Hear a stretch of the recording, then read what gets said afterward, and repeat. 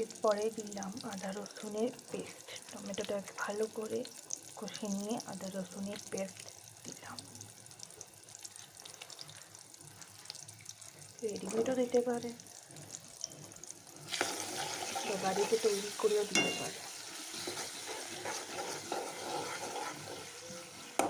তারপরে এতে দেবে নুন, হলুদ, আলুরদম মশলা, চিনি, লঙ্কার গুঁড়ো আর সামান্য স্বাদ অনুযায়ী ম্যাগি মশলা।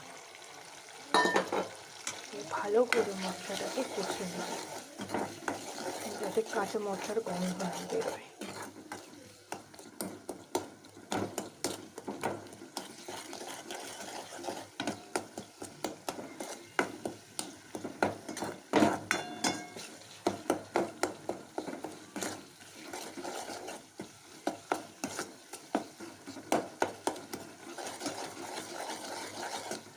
তারপরে আমরা দেবো একটু সামান্য পরিমাণ মতন জল, যাতে মশলাটা কাঁচার গন্ধ না বেরোয়। তারপরে 2 মিনিট ঢাকা দিয়ে আমি রেখে দেবো। মশলাটা কষানো হয়ে গেছে, আপনারা দেখতে পাচ্ছেন। সেদ্ধ করে রাখা আলুগুলো দিয়ে দেবো। তারপরে 2-4টে পনির রেখেছি দিয়ে দেবেন। আলুটা সেদ্ধ করার জন্যই হচ্ছে, যারা কেউ ডায়াবেটিসের কেউ পেশেন্ট থাকে তারাও আলুর দমটা খেতে পারে। নুন আমি আগেই দিয়ে দিয়েছি, তাই নুন আর দিচ্ছি না। এটাকে ভালো করে কষিয়ে নেব।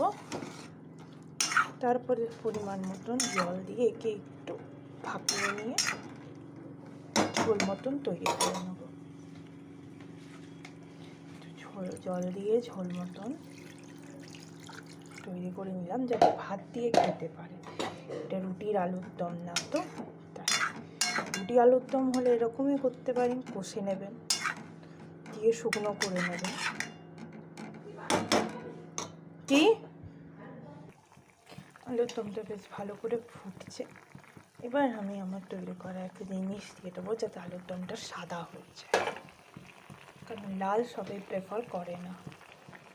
আলুর দম তৈরি হয়ে গেছে। এবার আপনাদের যদি মনে হয় তাহলে ধনে পাতা দিয়ে একটু নাবিয়ে নেবেন।